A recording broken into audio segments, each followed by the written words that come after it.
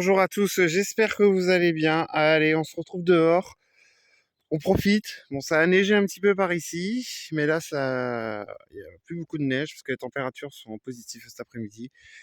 Un petit rayon de soleil, donc je me suis dit, je vais faire une petite vidéo, comme d'habitude, un peu improvisée.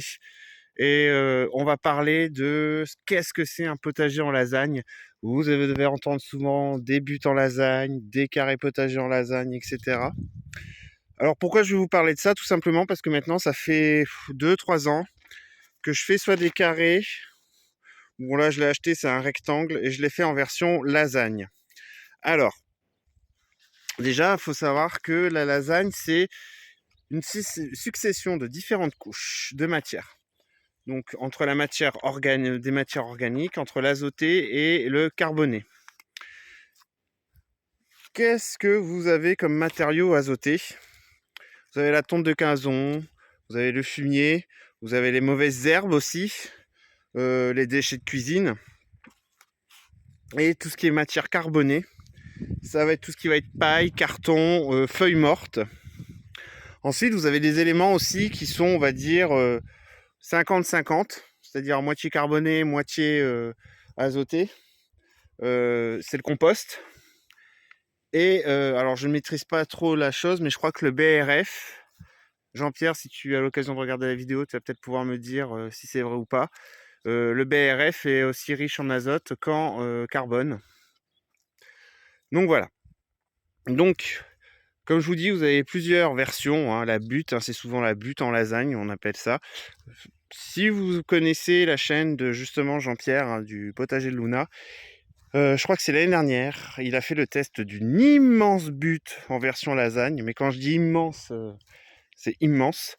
Bah, si vous avez l'occasion d'aller sur sa chaîne, c'est le potager de Luna. Et allez voir. Franchement, même les résultats, franchement, ont été magnifiques. C'est pour ça que là, moi, depuis 2-3 ans maintenant, je fais ce système-là, alors, en version carré potager. Faut savoir que ça peut se faire, on peut l'installer directement sur le sol. C'est-à-dire que si vous avez de l'herbe, vous pouvez mettre directement votre butte. Il n'y a pas de souci. On va utiliser ce système-là surtout à la base pour tout ce qui va être les sols qui vont être très pauvres ou qui vont être un peu compliqués à travailler, etc. Personnellement, moi je l'utilise pour tester, j'ai fait ça pour tester, j'ai été content des résultats. Pour ça que je continue. Comment l'installer? Alors je vais vous expliquer un petit peu.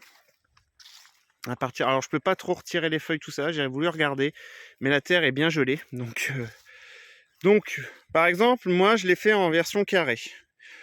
Si vous le faites en version butte, c'est le même principe. La première couche, j'ai mis du carton. Ensuite, j'ai mis des branches, pas non plus des gros rondins. Bon, si vous avez un gros bac, hein, parce que vous pouvez le faire dans des carrés potagers beaucoup plus hauts, vous pouvez mettre des gros morceaux de bois. Pourquoi? Ça va permettre d'aérer aussi en même temps que l'air puisse passer dans tout ce petit mélange.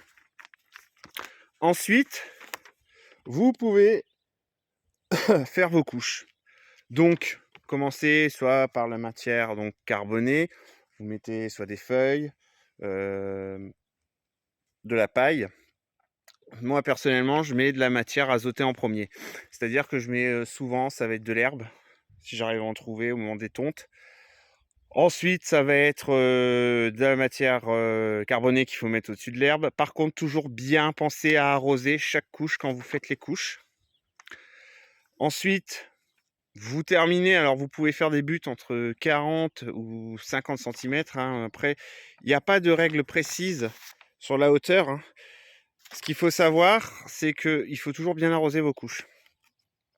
Et vous finissez soit par un dessus de compost, si vous en avez, ou alors moi je finis avec du terreau. Parce que le compost, j'en ai, mais c'est pas non plus suffisant au niveau quantité. Hein. J'en ai pas assez pour tout faire. Donc du coup, je finis avec du terreau. Après, le petit conseil qu'on peut vous donner, c'est d'attendre un bon mois avant de planter dedans. Pourquoi? Parce que, comme vous le savez, ça va se décomposer, et en se décomposant, et que le temps que le travail se fasse, ça va chauffer. Ça va chauffer, ça risque de vous brûler de brûler les racines de vos plants. Ce que je peux vous conseiller aussi, si vous faites ce genre de choses, la première année, évitez de mettre tout ce qui va être oignon, échalote, ail, parce que ça va être trop riche justement. Et bon, là-dessus, toute cette famille-là est assez sensible. Donc évitez. Alors l'avantage que vous pouvez avoir en faisant ce genre de technique, c'est que ça retient mieux l'eau. Et bah, comme je vous l'ai dit tout à l'heure, vous pouvez l'installer n'importe où. Donc là-dessus, ça peut même s'installer sur des petites terrasses. Après, voilà. Par contre, bien sûr, hein, il y a des avantages, mais il y a aussi des inconvénients. Les inconvénients, ça va être, il faut trouver tout ce qui va être les matériaux. Ça peut être un peu plus compliqué. Donc, après, ça dépend. Si vous en faites une petite, ça peut se trouver facilement. Si vous faites des gros modèles, là, faut vraiment, ça peut être compliqué de trouver. Et on va dire, l'autre inconvénient qu'il peut y avoir, c'est que tous les ans, votre niveau va baisser. Regardez là déjà. Je peux vous montrer le niveau. C'est-à-dire que moi, mon niveau, il était là. Hein. Je l'ai refait, le niveau a baissé. Alors, ce que vous pouvez faire, c'est que tous les ans, il faut rajouter un peu de... Vous refaites des petites couches de matière azotée et de matière carbonée. Donc, par exemple, vous remettez un peu de paille, vous remettez un peu de fumier. Et puis vous refinissez par un peu de terreau. Mais tous les ans, voilà, c'est la décomposition. Hein. C'est pour ça que du coup, ça a tendance à diminuer. Et voilà. Donc, je vous en parle parce que comme je vous dis, maintenant, bon, c'est pas la véritable lasagne que je fais, on va dire. On va dire que ça s'en rapproche. Et du coup, voilà. Et j'ai été assez content des résultats. Hein. Comme je vous dis, les résultats ont été superbes. Hein, sur celui-là, j'avais fait des salades, elles ont été magnifiques. L'année dernière, quand je l'ai refait, parce que ça a été mon premier celui-là. Quand je l'ai refait, ça a été pareil, j'avais mis du concombre, ça avait pris toute la clôture derrière, ça montait partout, enfin bref.